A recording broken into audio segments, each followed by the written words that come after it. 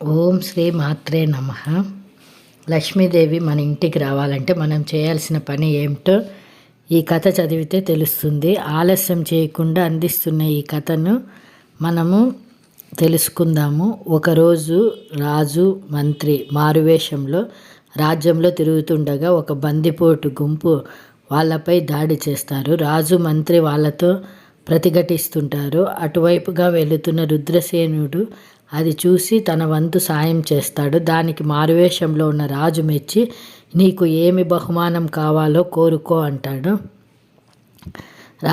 కానీ రుద్రసేనుడు తమరు ఆపదలో ఉంటే కాపాడానే కానీ ఏదో ఆశించి మాత్రం కాదు అని వీరోచితంగా అంటాడు. దానికి రాజు సంతోషించి నీకు ఎప్పుడు ఏ సాయం కావాలన్నా తనని కోరమని చెప్పి వెళ్ళిపోతాడు. ఇదంతా తన భార్య శాంతశీలకు చెప్తాడు రుద్రసేనుడు. అప్పుడు ఆమెకు ఒక విషయం గుర్తుకొస్తుంది. అదేమంటే కొద్ది రోజుల క్రితం తను కట్టెల కన్నా అడవికి వెళ్ళినప్పుడు అక్కడ ఒక మునీశ్వరుడు తారసపడతాడు.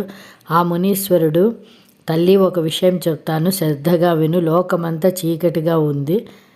చీకటిగా అది కూడా శుక్రవారం రోజు ఎవరి ఇంట్లోనూ దీపం లేకుండా ఉండి నీ ఇంట్లో మాత్రమే దీపం పెట్టి గుమ్మానికి అడ్డంగా కూర్చో. అప్పుడు చీకటిని భరించలేక నల్లని చీర ధరించిన ఒక ఆమె నీ ఇంట్లో నుంచి బయటకు వెళ్ళడానికి ప్రయత్నిస్తుంటుంది. అప్పుడు నువ్వు ఆమెను అడ్డగించి బయటకు వెళితే లోపలికి రాకూడదని షరతు విధించు. అప్పుడు ఆమె నేను లోపలే ఉండే ఈ వెలుగును భరించలేను, చీకటిలోకి వెళ్ళిపోతానంటుంది. ఇంకొక ఆమె పట్టు పీతాంబరాలతో దగదగ మెరిసే నగలతో ఇంట్లో ప్రవేశించడానికి ప్రయత్నిస్తుంది. ఆమెను కూడా అడ్డగించి లోపలికి వెళితే బయటకు వెళ్ళకూడదు అని షరతు విధించు. అప్పుడు బయట చీకటిని భరించలేని లోపలికి వెళతానంటుంది. ఆమె ఇంట్లోకి ప్రవేశించగానే నువ్వు ఐశ్వర్యవంతురాలు అవుతావని మునీశ్వరుడు చెప్పింది గుర్తుకు వస్తుంది. వెంటనే శాంతశీల రాజు వద్దకు వెళ్ళి తాను ఎవరో చెప్పి వచ్చే శుక్రవారం రాజ్యంలో ఎవరి ఇంట్లోనూ దీపం పెట్టకుండా ఉండేలా చూడాలని కోరుతుంది. వెంటనే రాజు ఆమె కోరిక మేరకు రాజ్యంలో ఎవరు శుక్రవారం రోజు దీపం పెట్టకూడదని చాటింపు వేయిస్తాడు. మునీశ్వరుడు చెప్పినట్లే చేసి శాంతశీల ఐశ్వర్యవంతురాలవుతుంది. కానీ శుక్రవారం ఎవరూ దీపం పెట్టకుండా రాజుగారితో ఆజ్ఞ వేయించినందుకు చాలా బాధపడుతూ ఉంటుంది. అప్పుడు లక్ష్మీదేవిని ప్రార్థించగా లక్ష్మీదేవి ప్రసన్నురాలై ఇకపై ప్రతి శుక్రవారం సంధ్యా సమయంలో దీపం పెడతారో వారందరి ఇండ్లకు నేను వస్తాను అని వరము ప్రసాదిస్తుంది. ఎవరైతే ప్రతి శుక్రవారం సంధ్యా సమయంలో తప్పకుండా దీపం వెలిగిస్తారో వారు శ్రీ మహాలక్ష్మి కరుణా కటాక్షానికి పాత్రులవుతారు.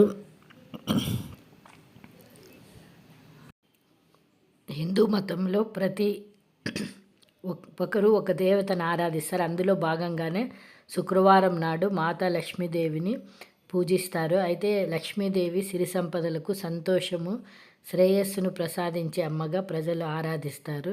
లక్ష్మీదేవి అనుగ్రహం పొందిన వ్యక్తి జీవితంలో దేనికి లోటు ఉండదని నమ్ముతారు. అయితే మత గ్రంథాల్లో లక్ష్మీదేవి స్వభావాన్ని చంచలమైనదిగా వర్ణించారు. లక్ష్మీదేవి శాశ్వతంగా ఇంట్లో కొలువై ఉండాలంటే నిత్యం పూజలు చేసి అమ్మవారిని సంతోషపరచాలని అంటుంటారు. అందుకే అమ్మవారిని ప్రసన్నం చేసుకోవడం కోసం ప్రజలు ప్రతి శుక్రవారం నాడు ప్రత్యేక పూజలు నిర్వహిస్తారు, ఉపవాసం కూడా ఉంటారు. మరి లక్ష్మీదేవిని సంపదల దేవత అని ఎందుకు పిలుస్తారో తెలుసా? అమ్మవారికి అసలు ఆ కీర్తి ఎలా వచ్చిందో ఇప్పుడు తెలుసుకుందాము. లక్ష్మీదేవి జననానికి సంబంధించి పురాణాల్లో అనేక గాథలు ఉన్నాయి. అయితే లక్ష్మీదేవి సిరి సంపదలు, సుఖశాంతులు ప్రసాదించే దేవతగా ఎందుకు కొలుస్తారనే దానికి కూడా ఒక చరిత్ర ఉంది. అదేంటో ఇప్పుడు చూద్దాం. విష్ణు పురాణం ప్రకారం దుర్వాస మహర్షి కల్పవృక్షమాలను దేవేంద్రుని బహీకరిస్తాడు. దేవేంద్రుడు ఆ మాలను తన వాహనమైన ఏనుగుకు వేశాడు. ఆ ఏనుగు ఆ మాలను కింద పడేసి కాళ్ళతో తొక్కుతుంది. దాంతో కోపోద్రిక్తుడైన దుర్వాసుడు నీ రాజ్యం నుండి లక్ష్మి వెళ్ళిపోవుగాక అని శపించాడు. దాంతో స్వర్గలోకంలో నిర్వీర్యమైంది, ఐశ్వర్యం నశించిపోయింది. ఇదే సమయంలో రాక్షసులు బలవంతులయ్యారు. రాక్షసులు దండయాత్ర చేసి స్వర్గాన్ని స్వాధీనం చేసుకున్నారు. ఇంద్రుడు ఇతర దేవతలు బ్రహ్మదేవుడి వద్దకు వెళ్ళి జరిగిన విషయాలను వివరిస్తారు. ఆ తర్వాత బ్రహ్మదేవుడు దేవతలను వెంట పెట్టుకొని విష్ణువు దగ్గరికి వెళ్ళి వివరిస్తారు. విష్ణువు ఒక పరిష్కారం చూపుతారు. అమృతాన్ని స్వీకరించి బలాన్ని పొంది రాక్షసులను ఓడించవచ్చని, సిరి సంపదను మళ్ళీ పొందవచ్చునని, అందుకోసం క్షీరసాగర మదనాన్ని మదించాలని విష్ణువు సలహా ఇస్తారు. అయితే క్షీరసాగర మదనం దేవతలకు ఒక్కసారి సాధ్యమయ్యే పని కాదు.